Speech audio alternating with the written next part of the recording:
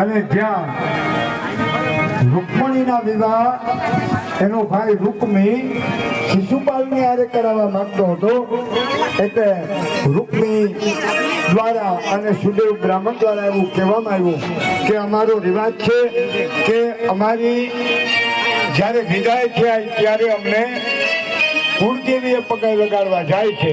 માટે અમે અમારા કુળદેવીએ પગે લાગવા જશું ત્યારે આપ પધારજો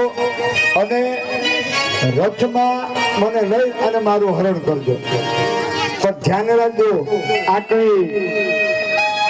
માખણ ચોરવા જેવી વાત નથી, કારણ કે અનેક યોદ્ધાઓ અનેક મહાયોદ્ધાઓ ત્યાં હશે,